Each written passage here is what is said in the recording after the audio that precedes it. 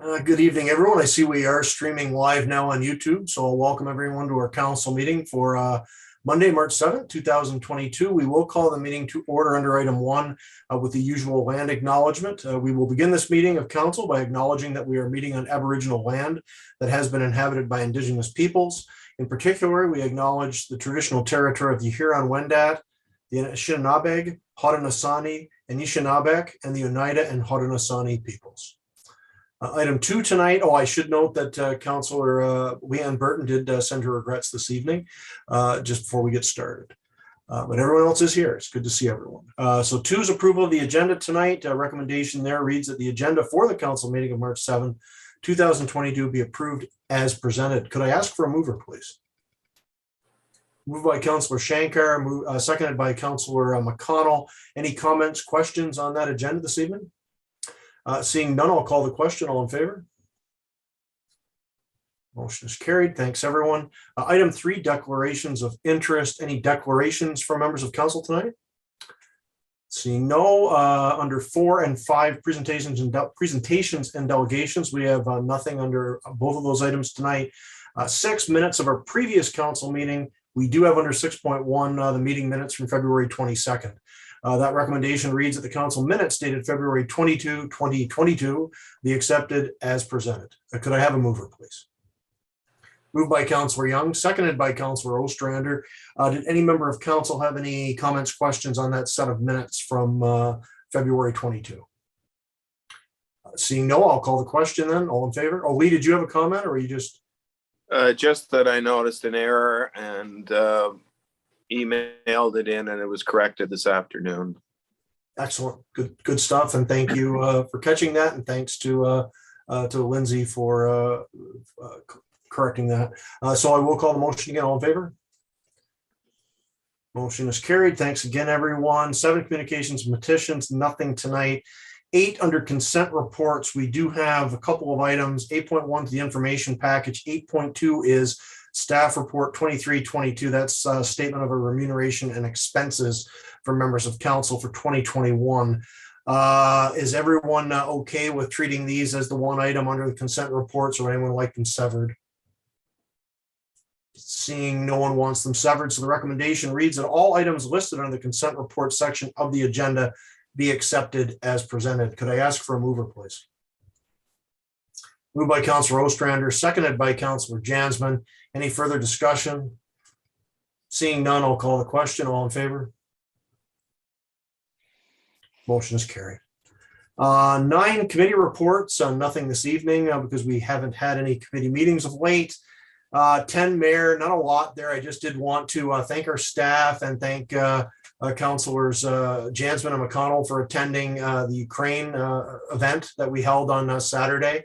I do apologize for everyone in council that perhaps couldn't make it that day. We did schedule it fairly quickly. It took us a little time to get the flag in because they have been back ordered, and we wanted to do it on the weekend to try to enable the most number of public attendees. And I think it went very well. I want to thank Pam Moffat as well for lending a song to the occasion and singing that day. And I think it was just a very good ceremony. And as I mentioned that day, we're a small municipality, and every time we do something like this, especially commenting on things like global affairs and something this large, it's you've got to look at just how much we can accomplish. But I do think with the number of voices being raised in this matter particularly, and other matters as well, it's important to get our 2 cents in there and to stand up for especially such a great injustice and to see the ongoing war crimes that are being committed on a daily basis in Ukraine. So I do thank everyone for attending that day. Thank those in the public, and heard from a number of people that weren't able to attend as well. That we're glad that we lend our voice to this very important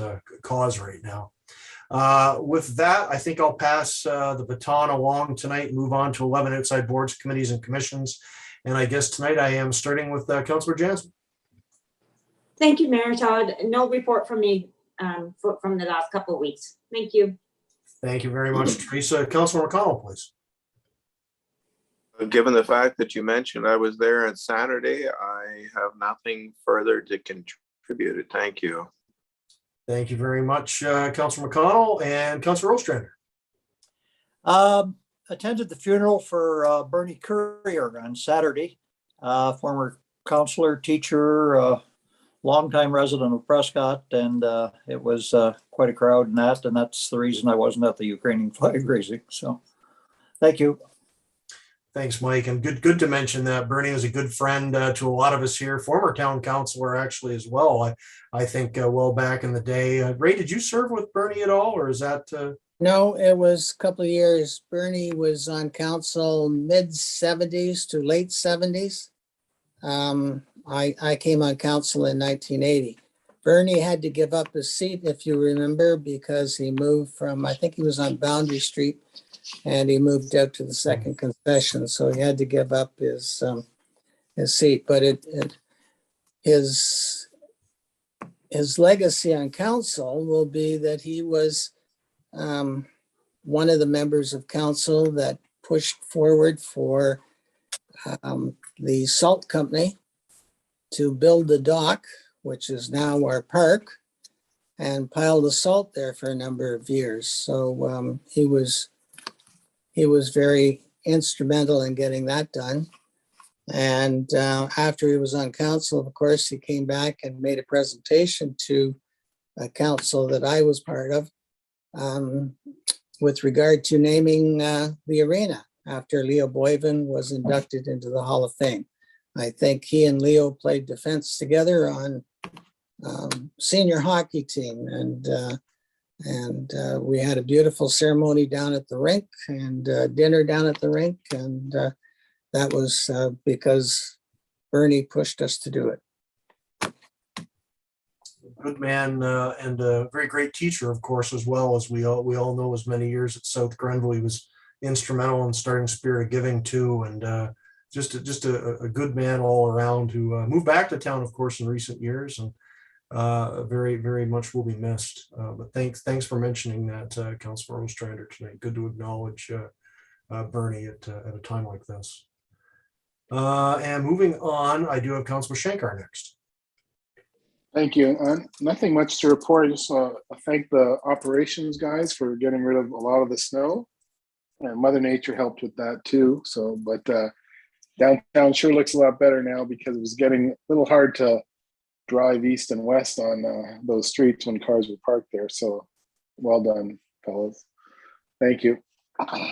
Thanks very much, Gory. And finishing off, we'll go back to Councilor Young, please. Thank you, Brett. I have nothing to report this evening. Thank you, Ray, and thanks everyone for your reports tonight. So moving along, we do have a number of items under staff this evening.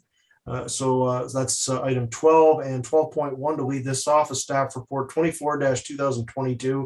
That's on the Fort Town Night Run and Steampunk Festival update. This follows on from requests that were made a couple of weeks back, or maybe a month back now, from the organizers. So the review reads, the recommendation reads that council review the updated information provided in this report and provide direction to staff to move forward with the staff request from the Greater Fort Town Area Charity in regards to the Fort Town Night Run, FTNR, and the Steampunk Festival. We're going to be following this up with an actual motion on the item, so I'm not so sure we even need to follow through with that recommendation right now. So we probably just go through with the report, and then we'll provide staff staff direction in the context of the motion as we move along. And I've got to admit, I read through this on Friday. Samantha, is this you? Yes. Okay, so please take it away. Thank you, Mayor Todd, through you to council. This report summarizes the information on the updates, the estimated in-kind costs, and the estimated time commitment that is asked on top of the estimated volunteer base, as well as the overtime of our staff. I do want to note that in speaking with the GFTAC, they do expect to have a volunteer base of approximately 80 to 100 people. So the requests that have come in from them are on top of what these volunteers would be doing. To address the specific questions and concerns that were brought forward previously, one of them was from Councillor McConnell about the Diplo Street construction. They have adjusted the race route, so they will avoid Diplo Street altogether. They will come, they'll run on James Street and then come south down Prince before crossing Dibble back to the fort. We did discuss the concern about the possibility of the new marina docks going in. We will avoid that area of the marina as well for the race will be avoided. We'll be avoiding that area. And then in response to getting an idea of what the estimated total hours of staff involvement, as well as an estimated in-kind cost, you can see in the chart provided a detailed breakdown based on the request brought forward by the organization. To summarize, the Fort Town night run specifically, the estimated total of in-kind hours is 64.75 hours, and the estimated in-kind cost for that event specifically is $2,251.88. We didn't go into great detail about the Steampunk Festival when the delegation came forward, but we did include that in the chart as well, so you have that information on hand. Total estimated in-kind hours for the Steampunk Festival is approximately 40.75, and the in-kind cost would be $1,534.78. I did note here that it's been the understanding from the organizers of these events, or of the Fort Town event, that council had requested that 2 operation members be working throughout the entire day for this event. Should the weather cooperate and the Leoboyvan Community Center is not required, they do believe that only 1 operation staff would be necessary for that event. However, if the weather does not cooperate and the Leoboyvan Community Center is used, that is when they would need 2 operation staff on site, because now we do have the added facility as well. And so that could adjust the estimated in-kind and total overtime hours as well. What else? I believe that covers. This would, as we've talked earlier, this would, because of the dates that they've requested, it would mean that regular programming would be canceled, so that if the current schedule remains intact, that would be the after-school programming with Connect Youth on the Friday, as well as Walking Club, but we don't know if that will be happening in April if the weather cooperates. So the one thing that would be of concern at this point in time would be the cancellation of the after-school programming. There is nothing currently booked for Saturday, May 7th, so the facility is available that day. When it comes to the financial implications, it has been addressed here that the overtime work of the operations staff would be at a rate of time and a half. The estimated in-kind time would be dedicated on top of the regular scheduled hours of staff. This organization does meet the criteria of the community grant to request the fee facility waiver, but it does involve the cancellation of regular scheduled recreational programming. So I do believe that covers everything. Thanks very much, Samantha. Great report. So I will open it up, just general comments, questions first, and then we can kind of try to hone in on what we're looking at for staff direction here in the support level, because obviously that's been left and very well left open for us to have that discussion. So open it up for initial comments, questions, general observations, rants, whatever everyone wants to contribute tonight. Rants. We'll start with Councillor Young. He's always got a rant for us.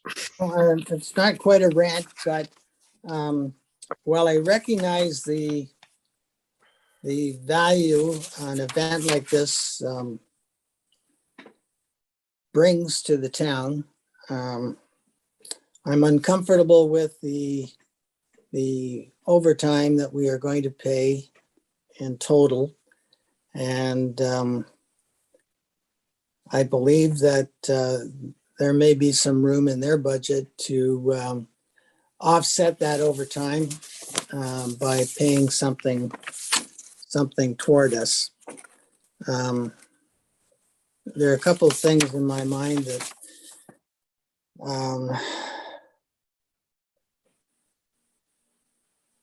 if they did qualify for a grant like minor hockey and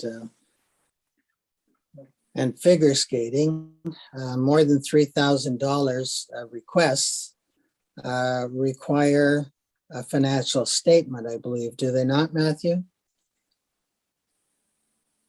I believe all requests now require a financial statement. Yes.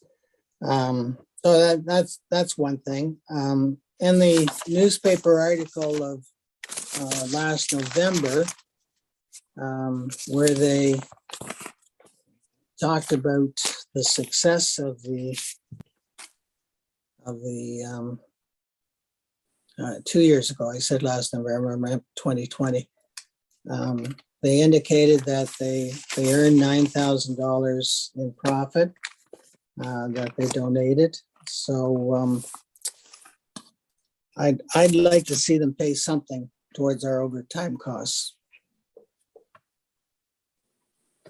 Any idea of a number, Councillor Young, to give us something to sort of work off, or? Well, we talked about this a couple of months ago, how everybody is important, and no matter what organization comes to us, they're going to want a reduction in the fees we charge. I think the last meeting we had a compromise with Mr. Annable, and he paid half. Did he not? He said he would cover half the costs of the rental. I'm thinking something like that. But I was a little surprised to see how much the in-kind came to. I know we always get requests for, can the boys come down and do this, and can the staff do that? And we do it for an awful lot of people, but I don't think we sit down and look at the costs every time, and maybe we should be. Yeah, excellent point. And this was I think it's the most detailed staff report we've gotten back on something like this that actually really breaks down what the overall cost is. And whether we say yay or nay, it's good to track these things because it does show how much we're giving back to the community in one form or another. So in terms of a number there, Ray, so you're suggesting looking at half of what that estimated in-kind cost is there? Is that that's a place to start. Sure.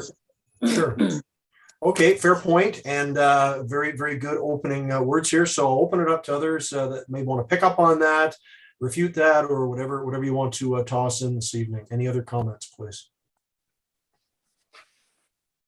Councilor McConnell. Thank you, Mayor Todd. I asked for a breakdown of what our actual staff costs were, because in my mind and from what we discussed in various things before, I had a feeling that they were considerably more than we actually realized that they were. And I think this is an excellent example of that we're asked to go down and cut a ribbon, and some of us show up, all of us show up. We don't charge for it. We get a remuneration as part of our deal. But when staff are asked to go down and spend an hour at the rink, that's not part of their deal. They've generally already been booked for their 40 hours a week. And we're not, they have a union contract. We don't expect them to volunteer their time doing that. Now, if they were part of an organization, I suppose they would, but they have to be paid, and that has to be accounted for somewhere in our budget. So while I'm certainly in support of the volunteer organizations that use the Leo, I believe an accounting has to be made at some point of our volunteer hours and some costing. And I think Ray has sort of steered us down the road to where we should be. The one thing that concerns me is we got a lot of people involved here. You got 80 to 100 volunteers they're expecting, plus the several hundred runners, especially in the first one, not the Steampunk specifically, but washroom facilities. They've asked for the marina washroom to be open, which we don't normally open until the 21st of May. And it's certainly possibly because of freezing issues with the plumbing. So that we have to take care of, because that plumbing is shut off during the winter. The same thing with the fountain. I don't know if we'd even want to start it the 1st of May in case we get cold weather and freezing before the 21st. It would be nice if we could do it. But they're starting from the fort, if I remember correctly, and there are public washrooms at the fort facility at the tourist information building there. I don't know whether they've requested that those be open or not. I think that's something that we should know about. But even if we have a beautiful day and a beautiful night and they don't require the arena, what about the washrooms? People have to go to the bathroom. So I think that's something that should be explored with them if they don't even require the building. And of course, they're not going to know whether they require the building till shortly before they do. So I really appreciate this report. I think it's an eye-opener for council as a whole. And I think it's an eye-opener for the organization and other organizations that ask the same thing of us. Because as I've mentioned before, this facility is a wonderful facility for the town. But once we have the other rink open, are we going to be able to afford the two? So I think it's something that needs to be addressed now rather than later. That's all I have, Mayor Todd. Thank you. Apologies, I was muted. Thank you very much, Councilor McConnell. Sounds like we've got the makings of a motion here, but I will open it. Anyone else have any comments, either in favor or against this approach? Because if we can sort of build on that consensus that there should be some contribution back, I think we can build on the motion and then hopefully put this to bed relatively promptly. Councilor Shankar, please. Thank you for the report, Samantha. Like the other councilors said, it's an excellent report, and really, I didn't think you. I think you're very, very accurate in your estimation of the in-kind hours. So it's not exaggerating. I think if we were to share this with, it is public information. Share this with the organizers, they'd see how much work there is there. I agree with Councillor Young that we should get some compensation for it, and I'm happy to go along with his suggestion of half on my behalf. Thank you. Thank you very much, Gory. Anything else from Councillors Jansman and Ostrand? Or otherwise, I think we can look at a wording for a motion here. And I think we should also be instructing in the motion that staff go back and also work with the organizers to look at other cost savings measures regards to building the washrooms and so on. We had a couple of good, and I think they'll probably come back at us with some things there as well, because obviously what we save, they save if we could do a 50-50 cost sharing. So I think I had Councillor Jansman had her hand up. Yes, thanks, Mayor Todd. I agree with my fellow councillors. It is a great event for our town, so we certainly don't want to not value it. But I was going to propose to provide direction to staff to allow them opportunity to negotiate back and forth with the organizers to see if there's any way to cut the costs or the hours down. So, but generally, I'm in favor of Councillor Young's idea of proposing half. Thank you very much, Teresa. Mike, any words from you on this? No, I think we're on the right track with this to have a second look at it, and I think we can come out a little more equitable on our side of it. Okay, so I'll return back to Councillors Young and McConnell. So if you're willing for this as the mover and the seconder, look at wording, just basically capturing. I think we've got consensus here on seeking half of the cost recovery for the in-kind, as noted in Samantha's report, and also to direct staff to continue negotiations with the organizers on other areas of cost savings, organizational matters. And I don't think we have to be too detailed on that, just continued negotiations and discussions. Lindsay, is that good for you captured that? Probably not making a whole lot of sense, but you're generally pretty good to parse whatever I blab on about. So is that good?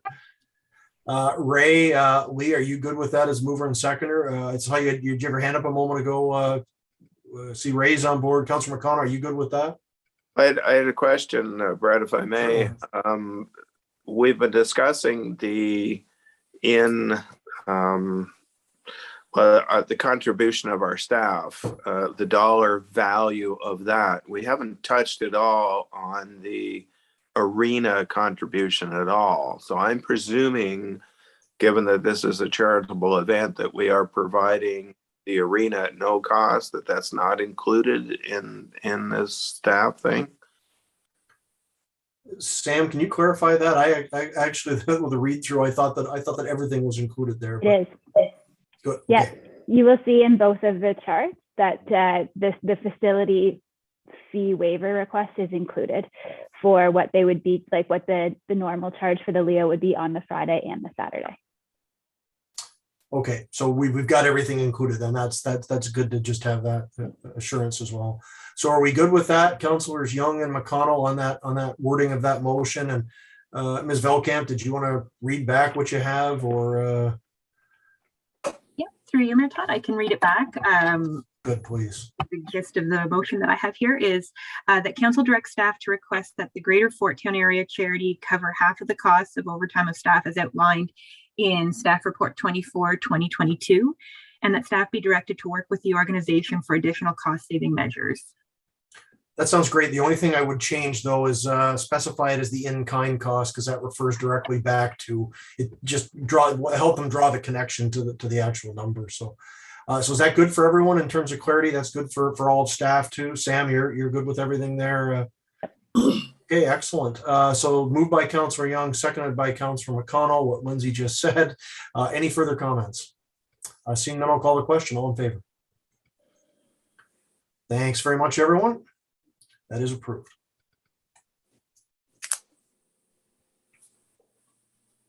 And moving on to 12.2, Staff Report 25-2022 Community Awards.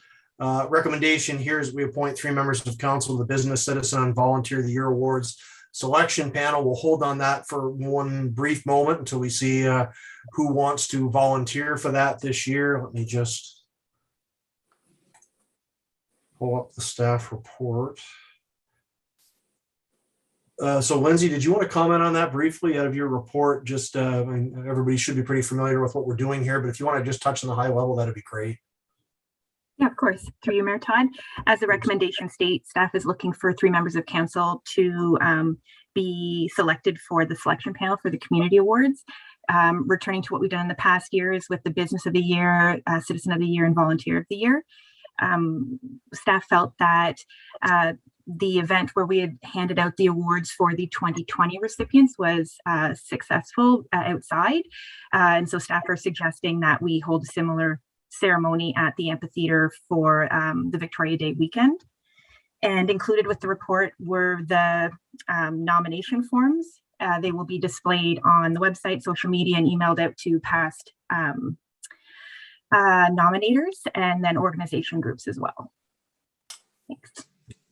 Thanks very much, Lindsay. One thing I will note, just so we capture it, I know it'll become more important as we get closer, but some sort of recognition for Candy Alexander, I think, would be very appropriate for that day as well. She is a past recipient and attended all the awards as well, and we all know what happened last year. And I think some acknowledgement of Candy would be very much appreciated that day by all of us. But I will open it up.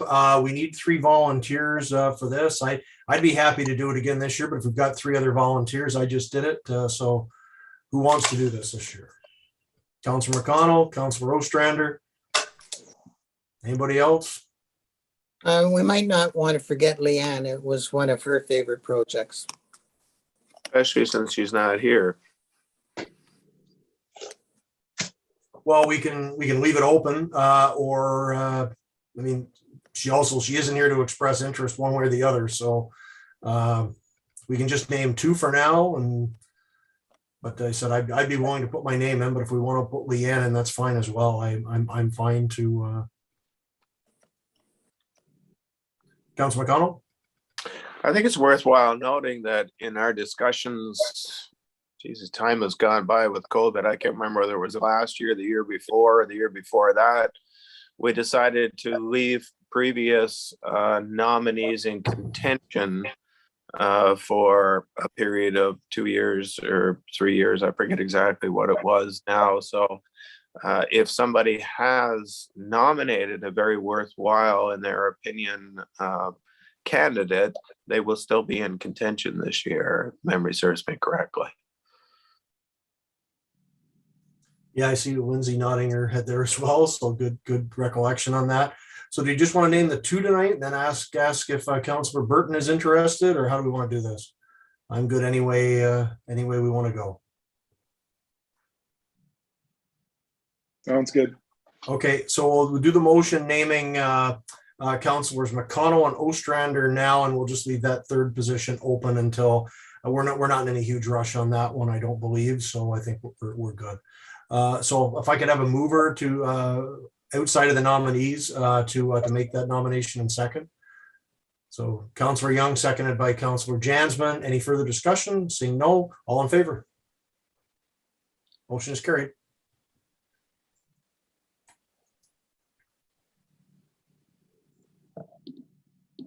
Okay, and we are on to 12.3 tonight. That is Staff Report 26, 2022.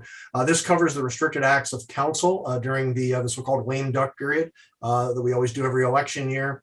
Recommendation is that council receive this report for information and that the municipal clerk be directed to prepare the necessary bylaw for the next meeting of council that will delegate authority to the chief administrative officer and treasurer from August 19th, 2022 to November 14th, 2022 to 1, be the financial signing authority for expenditures outside the current budget and exceeding $50,000, and or for the disposition of any real or personal property of the municipality which has a value exceeding $50,000 at the time of disposal, and 2, be the authority to appoint or remove any officer and for the hiring dismissal of any employee of the town of Prescott, and that this bylaw shall come into force only in the event that it is determined by the municipal clerk that council is in a lame duck position. Could I have a mover, please? Moved by Councilor McConnell, seconded by Councilor Young. Mr. CAO, is that one yours? Or is that Lindsay again? You've got all the reports tonight. Me again. Thank you. Through you, Mayor Todd. As you stated, exactly what happened in 2018. There's certain times during a regular election year when council could be in a lame duck period. It can happen in 2 different times, from the time period from nomination day, which is August 19th until election day, and then again election day until the end of the term, which is November 14th, 2022. After these 2 dates, the clerk will do an analysis and determine if council happens to be in a lame duck period. The report does outline the restricted acts, which are outlined in the Municipal Act, and the lame duck provisions only apply when there is less than 3/4 of members of the outgoing council. So in our case, if there are less than 6 members, 6 members make up that 75%. The Municipal Act allows a municipality the ability to delegate authority during a potential lame duck period. So as the recommendation states, staff is recommending that that authority be delegated to our CIO treasurer if council happens to be in a lame duck position. The draft bylaw is included with the report, and if council approves the motion, that bylaw would come back to the meeting of the 21st for further discussion and approval. Thank you. Thank you very much, Ms. Velkamp. Again, this is really just a housekeeping issue. We do this every election period, of course, based on provincial statute. But any comments, questions on this? Oh, Matt, did you have something? I'm sorry. Oh, you moved. Just had an itch. You may have bid on something. Okay, so I see no further discussion, so I will move and call a question. All in favor? Motion carried. Thanks, everyone. And we do have one more under on a similar topic. That's 12.4. That's staff 27-2022, use of corporate resources for election purposes policy. This is just up for recommendation this evening. I don't think we have to delve into it too much, but Ms. Velkamp, did you want to comment on it at all? Was there anything you wanted to highlight for members of council in your report this evening? Through you, Mayor Todd, just briefly, I will state that the Municipal Election Act states that before May 1st, municipalities shall pass rules and procedures. In 2018, council did pass the procedure, which is included. So that procedure is already in place. The policy. So council's had an opportunity to read through it. So if there's any changes that you wish to make, we can make those changes. And if not, this is just for information. So everyone had an opportunity to review it. Certainly. Thank you very much. Any comments, questions here for our court this evening? Seeing none, that's excellent. So we'll move along, and we're at 12.5. That's staff report 28-2022 RFP R001-2022. That's in relation to the building at 175 King Street West in Prescott. Recommendation reads that council approve the selection of Glenview Iron and Metal for the demolition of the building located at 175 King Street West in Prescott at a cost of $65,000 plus applicable tax, and that the charges and costs related to this project be added to the property owner's tax account as requested by the owner and required through agreement with the owner. Could I ask for a mover, please? Moved by Councillor Young, seconded by Councillor Shankar. Just beat you there, Mike. So with that, the motion is on the table, and I will turn it over to Mr. Merriman to take us through the high level of his report, please. Sean? Through you, Mayor Todd. As council is aware, this building and property that is located at 175 King Street West is privately owned. The municipality is simply facilitating the demolition on behalf of the owner. The total costs for not only the demolition, but the designated substance report and staff time will be added to the property tax account upon completion. Last spring, it was observed that the brick facade on the property was separating from the stone walls and tilting towards King Street. At that point, the owner was directed to have an engineer review it. The engineering company did, and they determined that demolition was the only viable solution due to not only the issues of the brick facade, but several issues that were occurring, failures within the building and its critical infrastructure.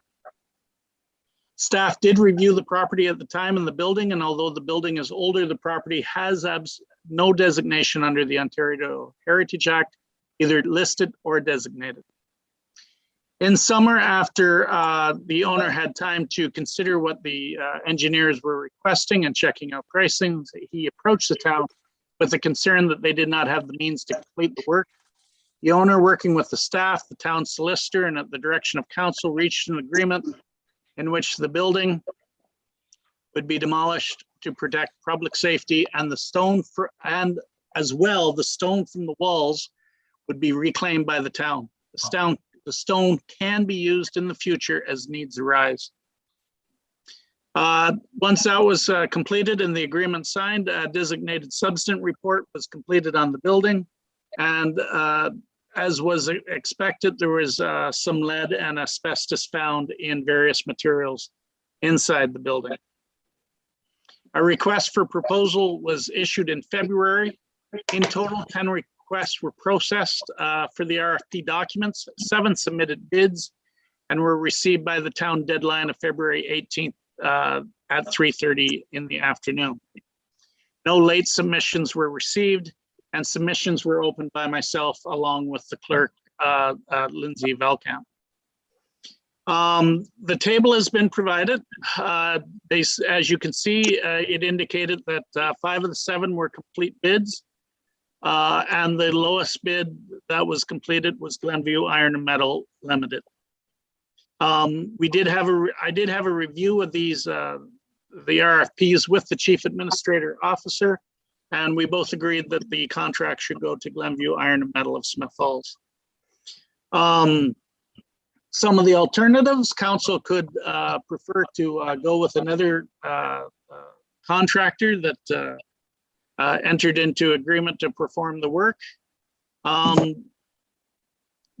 in this case, Glenview Iron and Metal is a well-known company in the area and is very capable of doing the job. The financial costs, in all honesty, because they're being added to the property tax bill at this point, the implications are simply that it's being added to the property tax bill.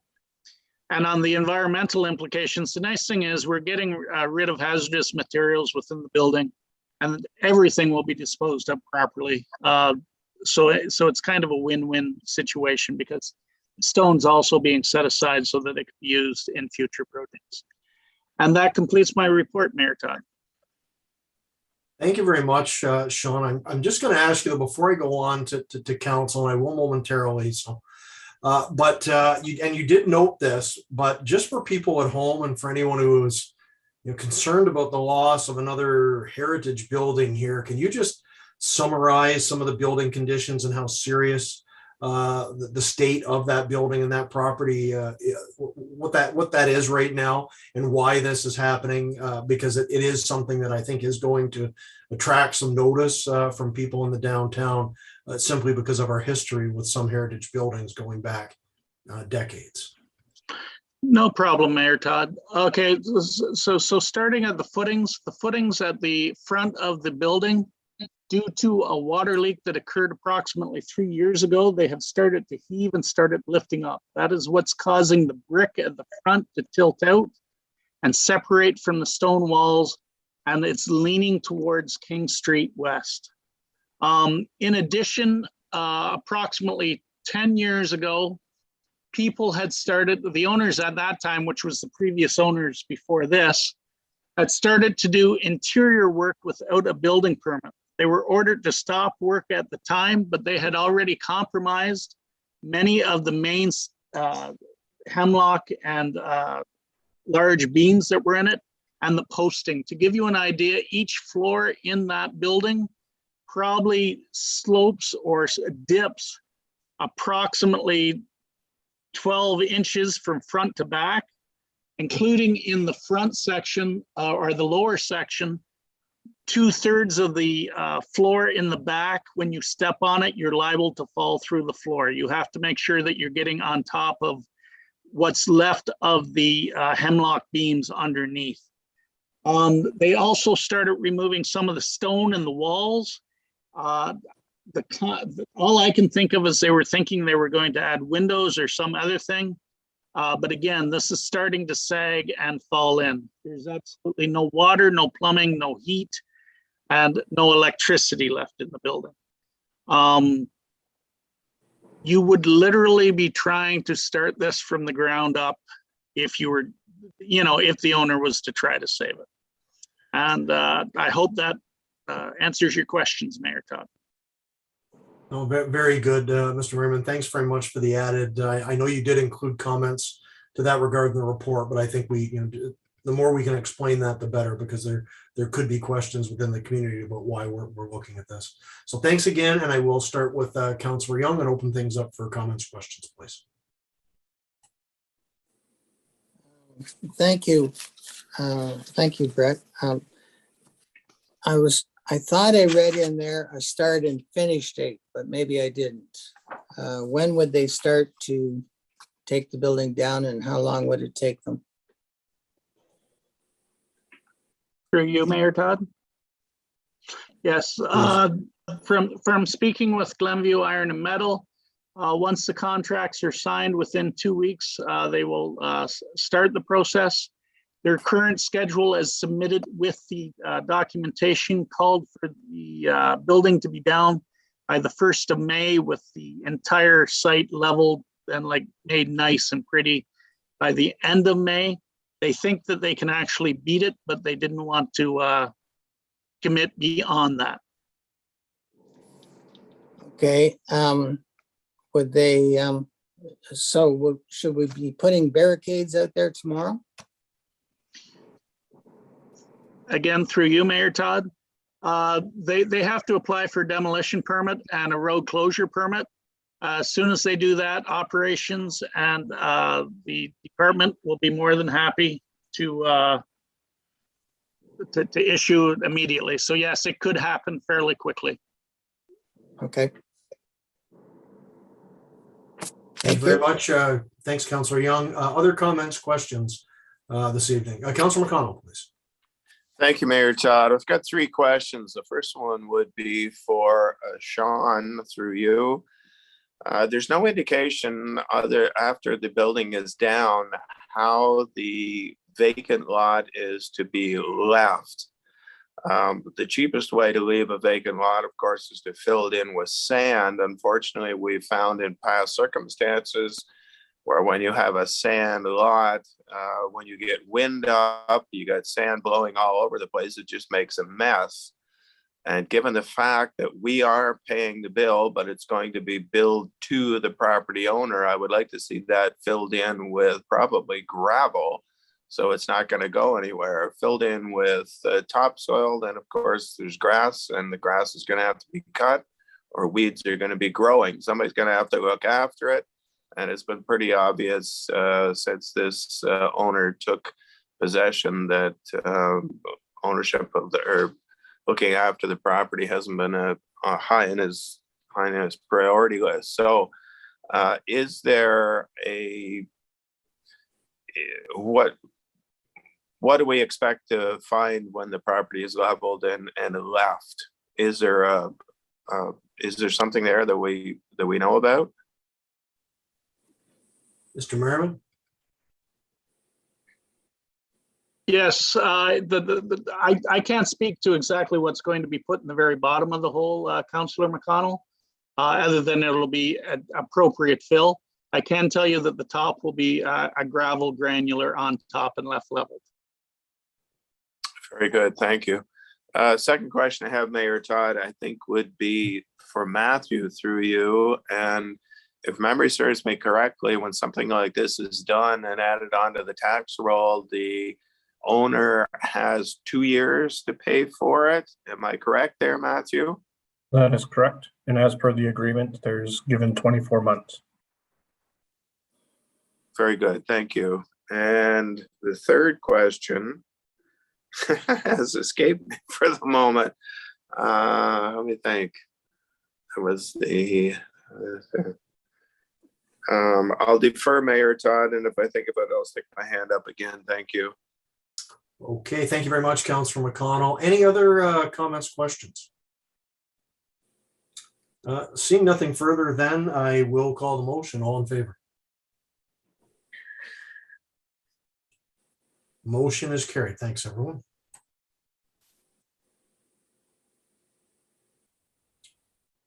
And we are at 12.6. That's staff report 29-2022 on the Riverwalk Promenade proposal. Lee, you remember your question? I do, if I may intrude for a moment. I recall with the property next door, the old Daniels Hotel, there was quite a bit of holdup because of environmental concerns. Do we have any environmental concerns here? I know it wasn't a hotel, it wasn't a cleaning company, it wasn't a garage, but has there been any environmental testing done, or is there any required? Mr. Merriman, any comment? The issue with the Daniels lot was more of a construction issue after the removal of the items identified as contaminants in the site. But Sean, I'm assuming that's all been taken care of here and everything's just being removed. Through you, Mayor Todd. Yes, in this case, this is a demolition. It's not a reuse.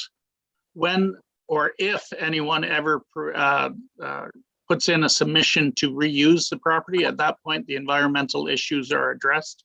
However, at this point, there is none known due to the fact that there's been no fire on the site. And like I said, we're properly taking it down and removing the hazardous materials that are inside the building that may have leached into a ground in a fire or something like that.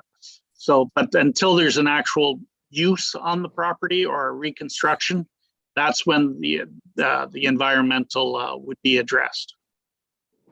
And of course, residential is the strictest standard, as you know, as it should be. Correct. At any rate, okay. So Lee, you're good with that? Then no more questions. You're good.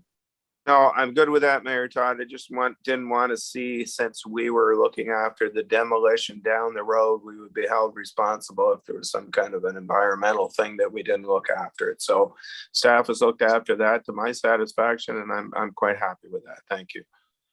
Thank you very much, Lee. So back to 12.6, that's the Riverwalk Promenade. This is, of course, coming back to us from our last meeting where we asked for a little clarification. So the motion has changed slightly, and I will refer to Ms. Valentine's the staff report in a moment, but new recommendation reads that council endorses the closure of Edward Street from King Street to Water Street from Friday, July 1st to Sunday, July 3rd, 2022 to accommodate the installation of a pedestrian mall pilot project to be known as the Riverwalk District Promenade. Could I ask for a motion, please? A mover. Moved by Councillor Jansman, seconded by Councillor McConnell. So Dana, do you want to take us through your report briefly? I guess we just asked you to speak to some of the surrounding businesses with their opinions, and I see the dates have been tweaked a little bit here, but please go ahead. Yes, thank you, Mayor Todd, through you to council. So thank you to council for giving this, providing some thoughtful consideration and comments at the last meeting. We took those into account and went back to some of our adjacent businesses, including O'Haffey's, W.L. Peters, which were identified as, I would say, the most likely businesses to be impacted significantly. We also consulted a number of other adjacent businesses in the area, some of our smaller retailers that would also potentially be impacted by the street closure. So we were very pleased. The response that we received from O'Haffey's and W.L. Peters was very supportive of the proposal. O'Haffey's especially was very excited about the idea, thought that, was really hopeful to see that the pilot project would be a success because they really envision this, potentially being a long-term project that would really draw additional, of course, customers to his business, but really the downtown as a whole. The owner's approach here is, whatever can be done to support and attract more visitation to the downtown and all of those businesses is only going to indirectly benefit him as well. So it was really great to see that support. There were no logistic concerns noted by O'Haffey's. Shouldn't be any issue with rerouting delivery vehicles during that period. And we spoke to W.L. Peters as well. They, again, were very supportive of the event, but did identify some potential concerns with delivery vehicles. They do have a handful of deliveries that do come access their property via Water Street, some larger transports throughout the week. So we thought maybe the better approach would be to look at a 3-day closure initially from the Friday to the Sunday. And that will ensure that W.L. Peters and other adjacent businesses aren't impacted or have minimal impacts, because we're only closing the street during one weekday when they might potentially receive deliveries, and they could hopefully reschedule deliveries to other days during that week. And then depending on how that weekend goes, we would be coming back to council with a subsequent request to look at possibly a lengthier closure, hopefully a week-long period that would take in the civic weekend in August. And for that event, we would propose that we have the same closure, but I think we could augment or address some of those delivery or logistic concerns via the usage of King Street as an alternative delivery route, because I'm sure many will recognize that a lot of businesses are subjected to having to deal with that on a regular basis. Any of the south-facing businesses on King Street don't really have the convenience of that adjacent street to be able to take in deliveries. So I think there's some workarounds, but that would give us the additional time needed to more thoroughly consult the businesses and establish some solutions that would work for everyone involved. So that's what we're proposing tonight, is a reduced 3-day closure period over the Canada Day long weekend. No change to the overall activation itself. It would just be a reduced period. Thanks very much, Dana. Just before I open it up, if we're going to bring it back again for the possibility of the Civic, why wouldn't we just do the 2 tonight? Is there any real pressing reason why we wouldn't approve the 2 weekends this evening, just so we don't bring this back again and have another lengthy discussion? But I maybe there's something I'm not picking up on here, and that's certainly possible. Matt, did you? Yeah, we would absolutely love if you'd like to do them all this evening. We just wanted to make sure that we kind of did that shorter dry run on the July long weekend, and then after lessons learned, then be able to take those and apply it to the August weekend. So if you're comfortable with that concept, we have had the discussion with the 2 businesses that were mentioned last time, and I think we can find alternatives to address any concerns that may arise. I can't speak for everyone, but I just throw it out there before we start the discussion. So I will open it up, and I see Councilor McConnell's hand up. So Lee, do you want to start us off, please? Thank you, Mayor Todd. Experience is a wonderful teacher, and I think the fact that staff recognizes that they would like to do this for the long weekend in July is an excellent start. And I think then having a look at that, see if there's anything that we can add to it to make it better or take away from it, I think would be the way to go.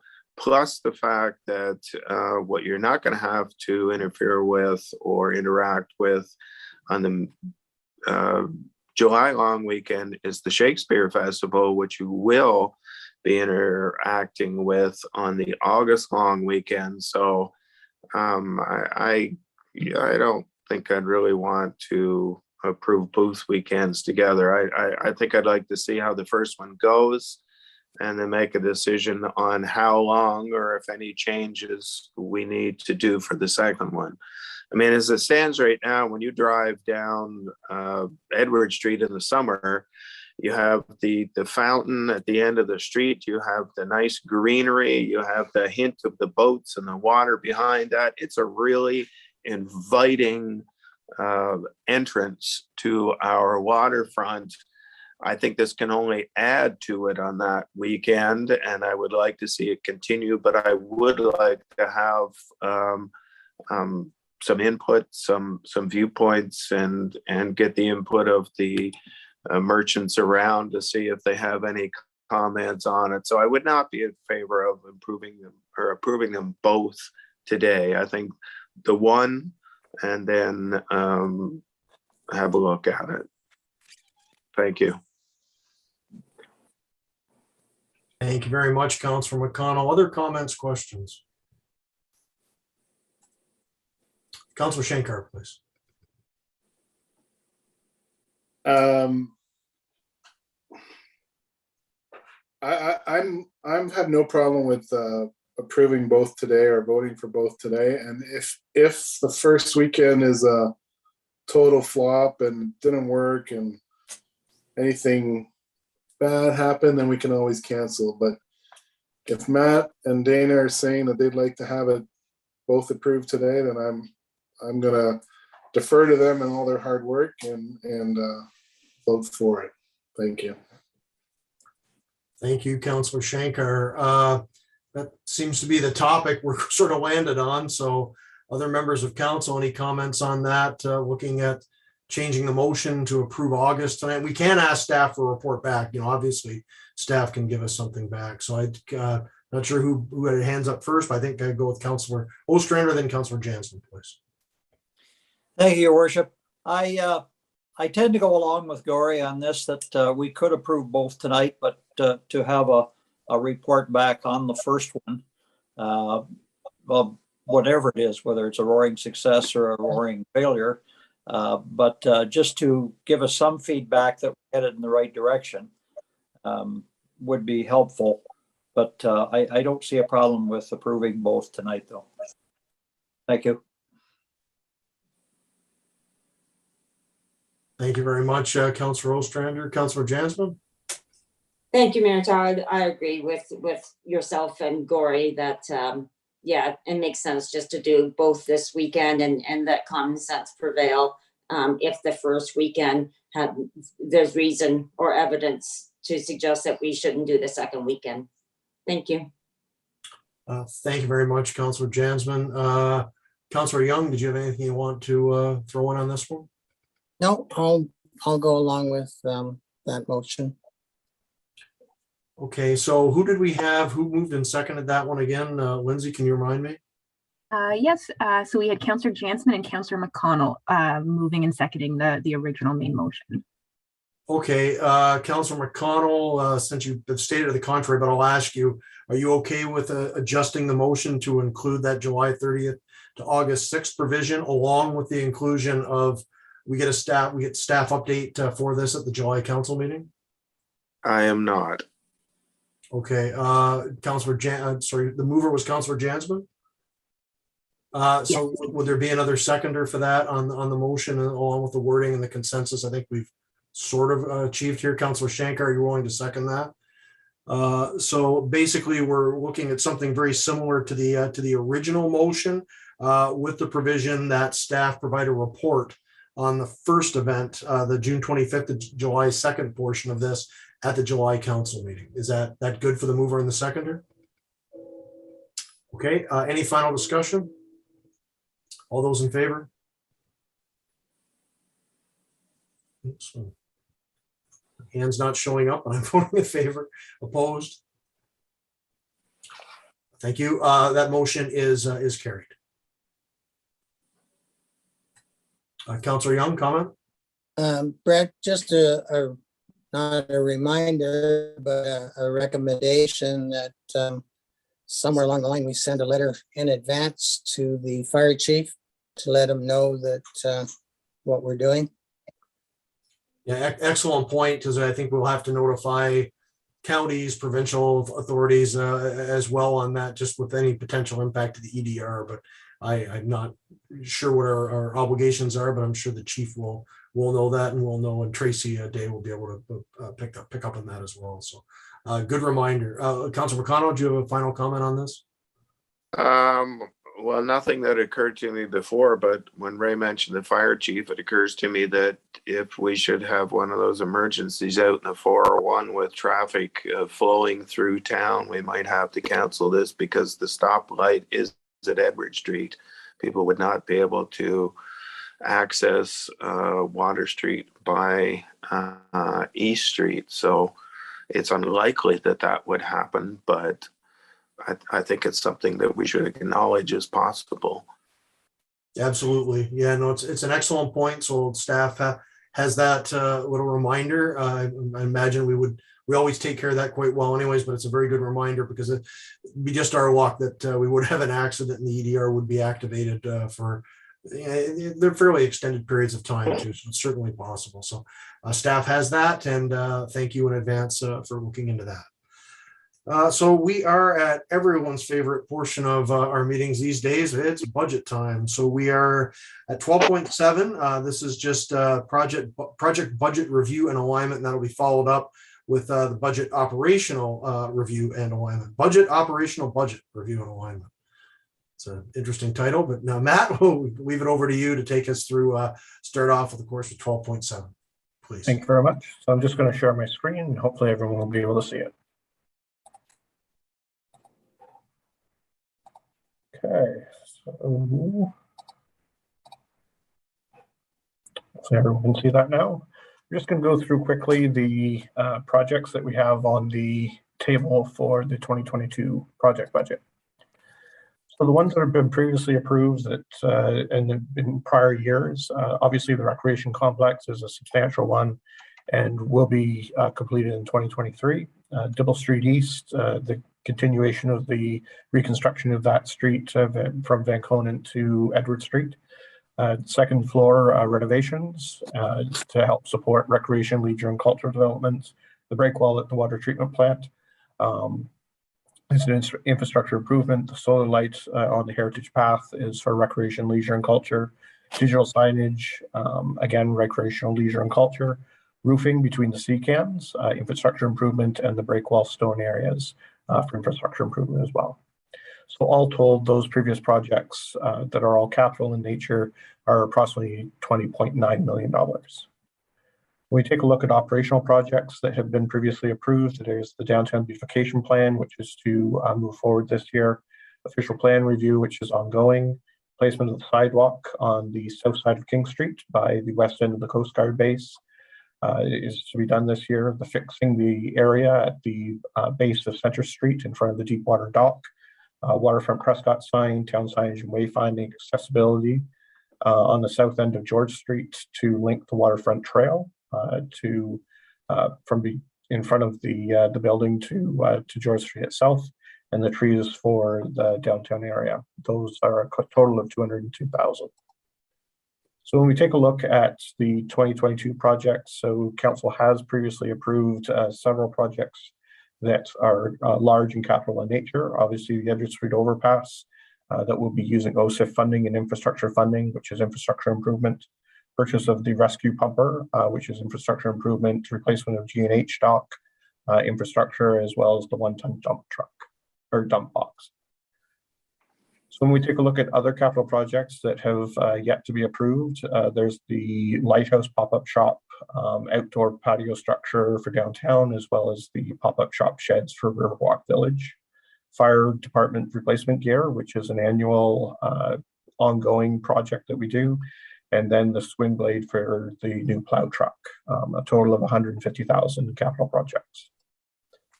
So when we take a look at the 2022 operational projects, we do have a grant application for Main Street, as well as the Recreation Lending Library for Central Park, the Centennial Park and the Marina. Place structure deficiency, CB radios for operational equipment, the donation to Rockville General Hospital, that's year 5 of 10, and economic development initiatives, which we'd be applying the remainder of the modernization funding. However, those actual initiatives would be identified as we go out on throughout the year. So we take a look at the 2022 priority projects. It comes to just shy of $2.7 million. OSIF funding will be used for 2022 and 2023 towards the bridge project. The Canada Community Revitalization Fund grant, we're still waiting to hear on. My Main Street Community Activator Fund program, still waiting to hear on. Debt would be for the new rescue pumper, which would arrive sometime in 2023. And then the remainder of $1.1 million would come from reserve. So of the total of $23.8 million, really that's how it breaks down, 2.7 for projects for this year, and then approximately 21 million for projects from approved in prior years. And then, as I showed at the last meeting, the reserves are expected to be approximately $7 million at the end of 2021. We've been putting approximately, it's 1.6, but there's transfer between reserves in some areas. And so we would expect that the inflows of contributions to reserve and the outflows for 2022 would result in basically a no overall change, a small decrease, leaving us with approximately $7 million.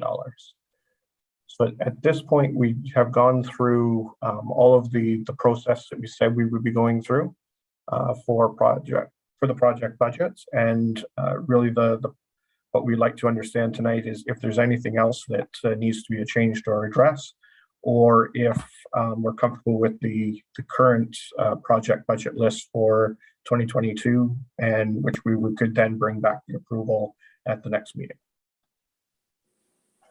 Thank you very much, Mr. Armstrong. I'll open it up for comments from members of council on that exact question, of course. How's everybody feeling tonight about where we're at this portion of the budget?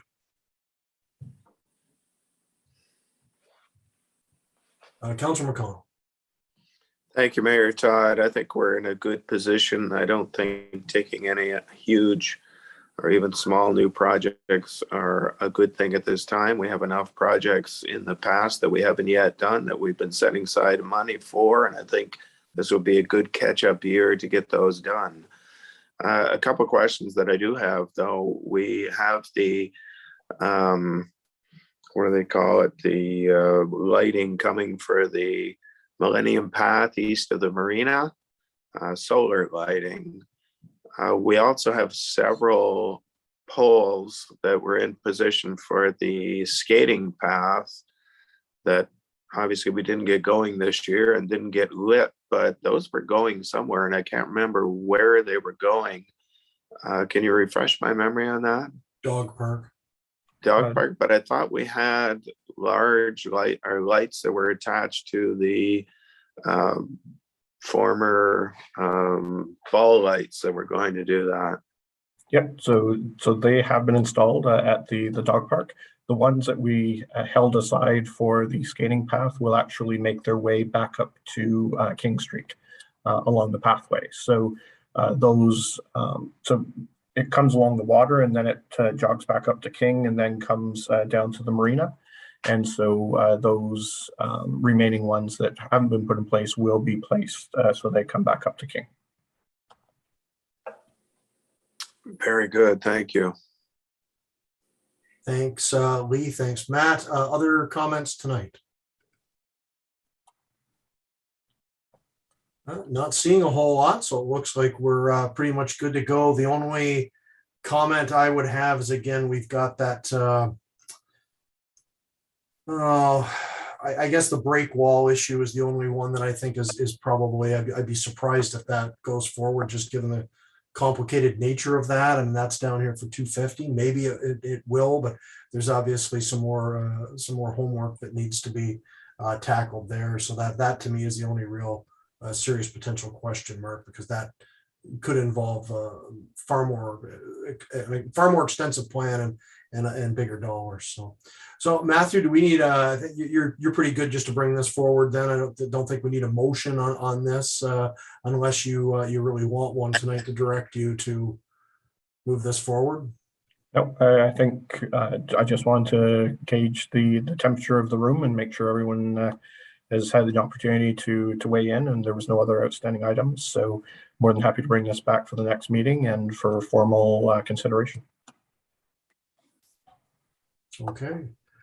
Sounds good. If no one has anything, everyone's good with that plan of action here. Seeing no objections, so that sounds great. So I'll just move on to the next budget report this evening. Mr. Armstrong, please take us into that.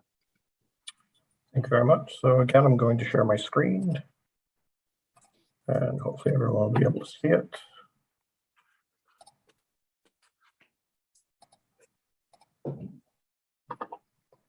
Okay. So this evening, we're going to review the timelines as well as review the overall budget, as well as how it aligns with various documents and plans that we have. So from a timeline perspective, we're now at March 7th. We just did the project budget review and alignment. Now we're going through the operational budget review and alignment.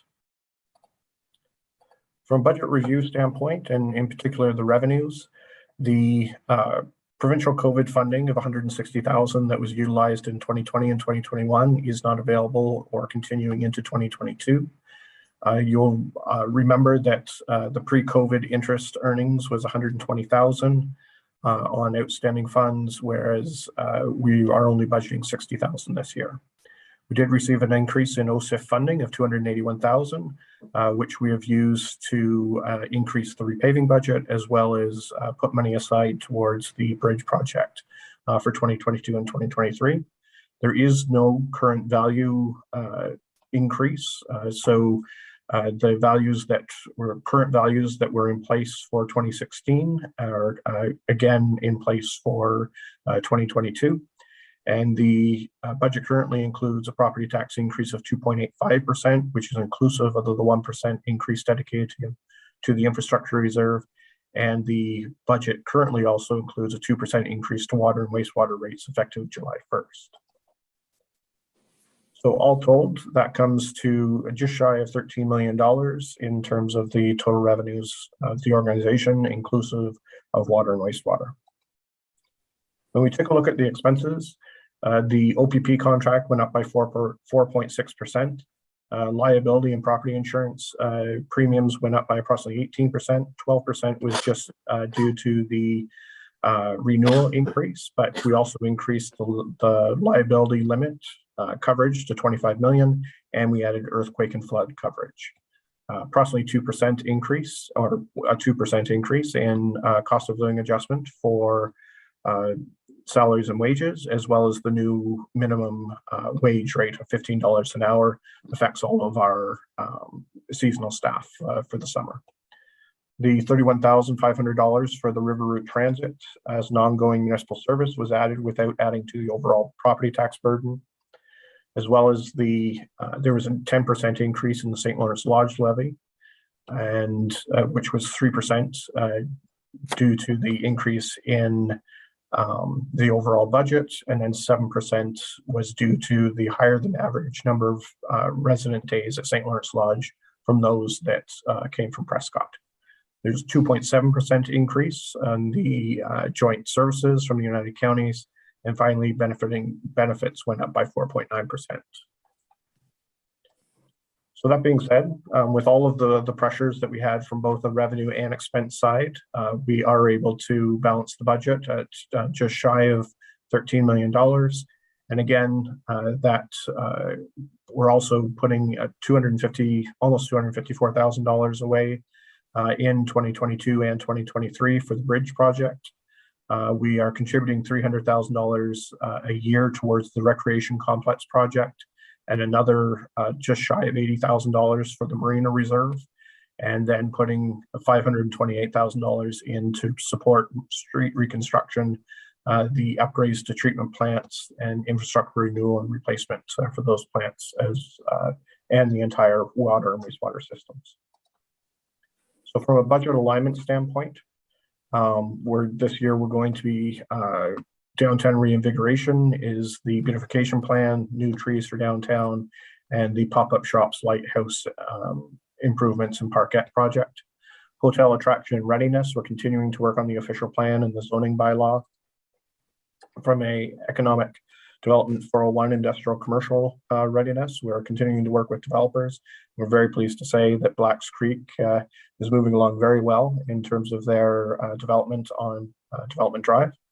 Official plan review and the zoning bylaw will continue to be reviewed and hopefully finished in 2022 and 2023. Tourism development certainly focused on creating our partnerships and working with great partners like the St. Lawrence Shakespeare Festival, Fort Town Night Run Steampunk Festival, Folk Fest, Fort Wellington, and I believe we are now a bike-friendly community, which was an initiative of the BIA in that area. The regional transportation development was part of our strategic plan as well, and we are moving from the pilot to an ongoing municipal service this year, assuming that our partners are also on board by the end of March. Community development, we're working towards our construction to be completed in 2023 for the new recreation complex, recreation library, lending library rollout this year. This will be the second year of our partnership with the YMCA for the pool as well as the park program. Activities at the Leo Boyden Community Center are expanding readily with multiple pickleball sessions per week. The Family Day event, I think that was an excellent use of that facility. Connect Youth has now implemented an after-school program 3 days a week. We've been performing vaccine clinics in partnership with the health unit, as well as the LG trade show returns this year to use that facility. Youth programming, so looking to create a youth advisory group this year. As I just mentioned, we now have this after-school program at the Leo Boyden Community Center running 3 days a week, and continuation of the parks program in 2022 that we started last year. We're continuing to support heritage from the CIP perspective, and we made a substantial investment in the new museum and visitor center in 2021, which will come to fruition in 2022 as well. From an infrastructure standpoint, reconstructing Dibble Street East, finishing that, so the entire portion from Boundary to Edward Street will be completed. Bridge rehabilitation in 2023. New asset management plan is to be completed by July 31st on our core assets, replacing a fire rescue vehicle with a fire rescue pumper, and then replacement of the 1-ton truck, with the dump box, which is at end of life currently. Recreation facilities and assets, we're maintaining our play structures to address safety deficiencies and replacing our two docks in the marina this year, as well as adding 10 drive-on sea-doo ports and one non-motorized vehicle launch. Finally, when we're taking a look at the budget and how that relates to the service delivery review asset management plan to be completed for core infrastructure by July 2022, policies and procedures will be continuing to work with Augusta, and our joint task force with Augusta is ongoing. So the point or the purpose of this evening's meeting and presentation was to go through see if there's any other further changes that need to be contemplated or incorporated into the budget. And if, again, taking the temperature of council, if it is appropriate to bring this forward for approval at our next meeting. Thank you. Thank you very much, Mr. Armstrong. I'll open it up for questions, comments. I see Councillor Young first up and Councillor Jansman number 2. So please go ahead, Ray. I would say that's a very ambitious year. All of the projects that we're working on, and if we accomplish them, we will leave office on a high note. I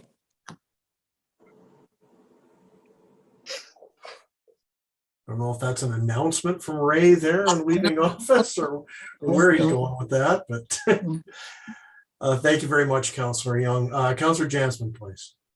Thank you, Mayor Todd. I just wanted to comment, if I could, on a couple of things.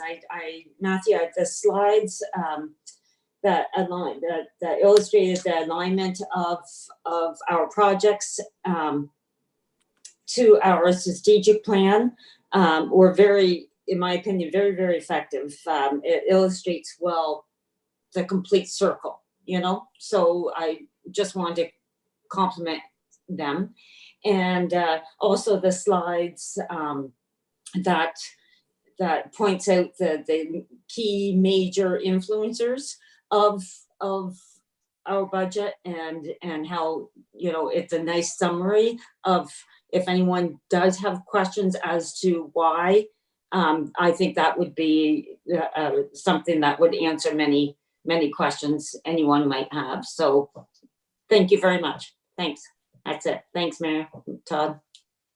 Thank you very much, Councillor Jansman. Just to pick up on that last comment, I was writing that down just as Teresa mentioned it. So in 2 weeks, could we prepare a pretty good budget summary, which I think we're doing anyways, but if we could really key on how we're aligning the projects and actually, the improvements and things that people will see in the streets in town this year and how we're aligning with the strategic plan. As Ray mentioned, this is a very ambitious budget. It's a very, very ambitious community plan overall. It's not really just a budget. It all ties in tactically for a lot of the strategic initiatives we're looking at. So if we could have something like that ready when we approve the budget in 2 weeks to put out as a press release and something for online, an expanded version perhaps of that, the update we usually do with a hyperlink to it that just goes right to that document. And as we promote that on social media, I think it'll answer a lot of questions that people will have as well that go beyond just the raw numbers. But thanks for mentioning that, Councillor Jansman.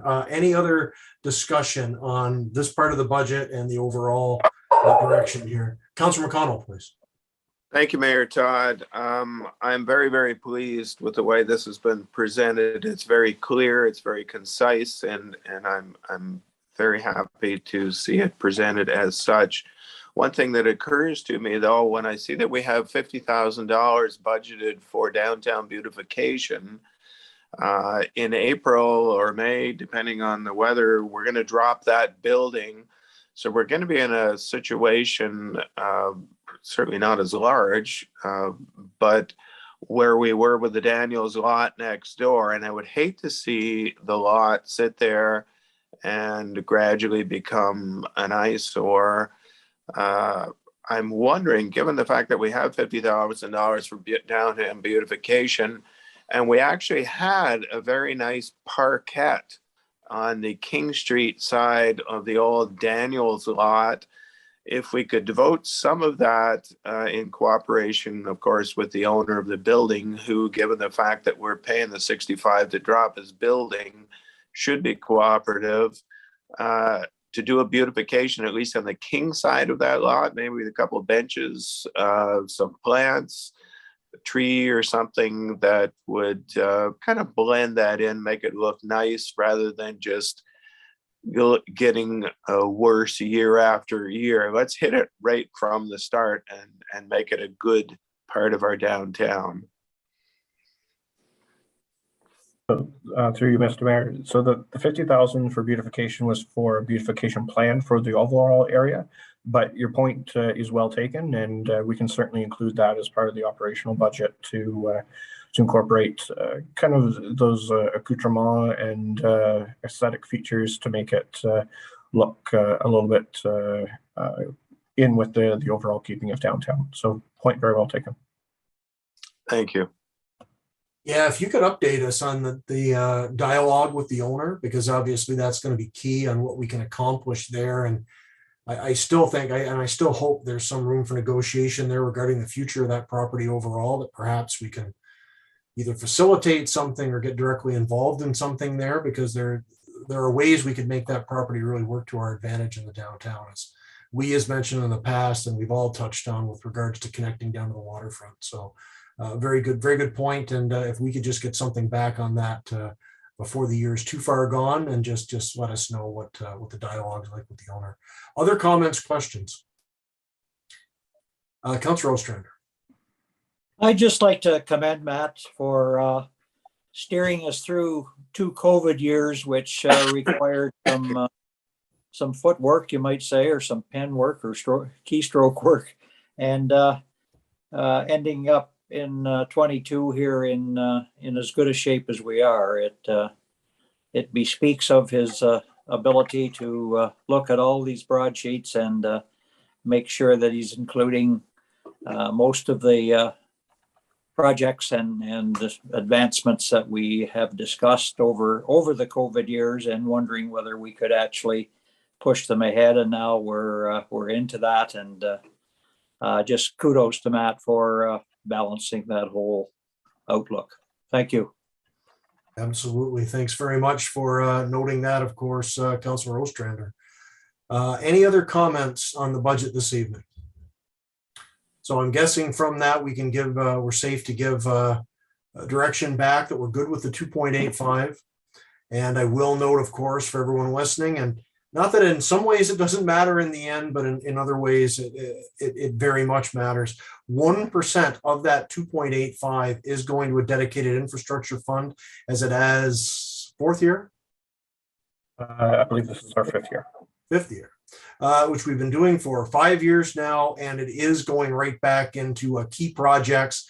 You know, you've seen them all around town. I won't go into the naming of them, but we've done a lot of road work in recent years. We've done sidewalk work. We're putting that work into the CN overpass. So that money is going directly into projects that benefit the town. And we're really doing everything we can to correct that long-standing infrastructure gap that's affected Prescott and every other community in the province. I think we're doing very well on that. Just my own comments on the budget itself. Absolutely commend staff, but I'm gonna reach around and pat myself on the back and everyone else here in council as well, because everyone here has played a huge role in terms of putting together this good team that's led to this. I'm not even going to call it a budget. I call it really a community plan, because there's just so much here. Matt went over everything, and you know, we can't really say enough to how much we are doing in every area. We're working on industrial and commercial attraction. We've got tourism happening. We've done the bus service, and we are just waiting now on Augusta to formally ratify that. Edwardsburg Cardinal did approve it last week. Brockville approved it, I believe, a week or two before that. So we are moving forward. I believe we do have Augusta support just based on casual conversations. I don't want to assume anything though, but we should have something back from them after their next meeting. So it looks like we're really positive to move along and make that an ongoing bus service, the river route here. And of course the arena, you know, what's happening there with recreation, that'll really take shape over 2022. And we're moving forward and providing more recreation options in town than we ever have before. And then, of course, the other item with all of that is the one area that I think there is some room for improvement is, of course, the downtown. We've taken some hits there. And I am just going to refer to the CIP program, which I think has been quite successful, but we are going to talk and I'll ask Mr. Armstrong for an update on the date for this, but we were going to bring this back to council. Is it March or April? We were going to have a discussion about the CIP program and potential expansion in some areas there and reworking it. I think we'll have the initial discussion at our next meeting, and then direct the planning advisory to set about the course of revising that. Thank you. That is something that's come up quite a bit at those planning meetings, and it's been such a successful program overall. But one of the things we are seeing is we have encountered some issues, some of the scale of some of the projects downtown. We know we have some heritage buildings down there that do require some significant dollars to renovate. So we are going to bring some potential ideas back, try to tackle some of that. So even while this is a very wide-reaching budget overall, we're not resting on our laurels. There's some other tweaks and changes and potential improvements that'll be coming back shortly as well. So I want to let everyone know that we are looking at the downtown. This is a very, very serious point of concern for us. But we're looking at the whole community as well. And there's just so much here. And I'm just really happy we're at this point. And I think we can give the okay on the 2.85 to come back in 2 weeks. I'm not seeing anyone, no shaking of heads. And I think everybody's quite happy with this tonight. Mr. Armstrong, do you need anything else specifically for us tonight? Or are you good with that general staff direction to bring back the necessary documents to approve the budget? With the general staff direction, it was outlined in the budget schedule that once we achieved this evening, then the next step would be to go for approval. So we are good then. Unless anyone else has any final words, I think we'll refer that back to Mr. Armstrong and we'll revisit this in 2 weeks to close off budget 2022. Thanks again to all staff for all the hard work. Thanks again to council for the leadership and direction on this. It's been provided so well through this entire term. We've accomplished a lot, folks. I think we all need to reflect on that. Not during the meeting, but maybe after the meeting. And I think we're going to have a really good 2022 coming out of COVID. And hopefully we're at that point. So kudos to everyone. Thanks to all for the hard work. But we are not finished here tonight. We've got a few more issues to deal with. And we are moving along to resolutions under 13. Is everyone okay with moving forward and trying to close this out tonight without a... Actually, let's have a quick break right now because I'm not sure with the closed session, we could end up having an extra 10 or 20 minutes there. So let's have the break now and we'll come back starting with item 13 in, let's say 10 minutes. So about 7:47, please, for everyone.